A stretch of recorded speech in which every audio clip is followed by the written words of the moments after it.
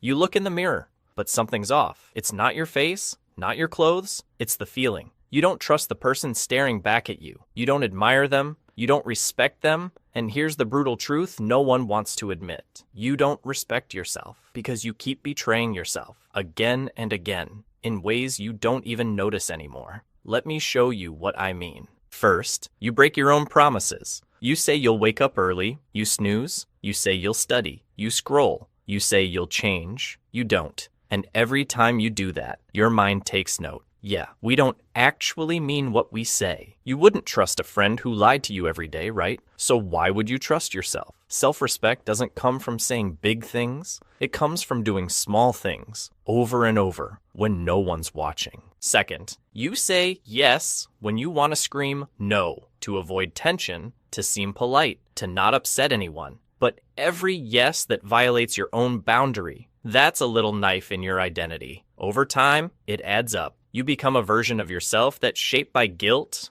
not by clarity. Here's the hard truth. If you never defend your time, your energy, or your values, you'll never believe you're worth defending. Third, you keep shrinking to be accepted. You hide your opinions. You downplay your goals. You make yourself small so others feel big. And sure, they might like you, but you won't. Because deep down, you know the truth. That version of you, it's edited, filtered, watered down, not real, and it's impossible to respect a mask. Fourth, you chase validation like it's oxygen. You need the like, the compliment, the approval. But here's what they don't tell you. The more you need others to approve of you, the less you believe in yourself. You become a puppet, waiting for praise to feel worthy. You outsource your self-worth. And every time you do that, you tell your brain, I'm not enough. Not until they say I am. But respect doesn't work like that. It has to come from you, or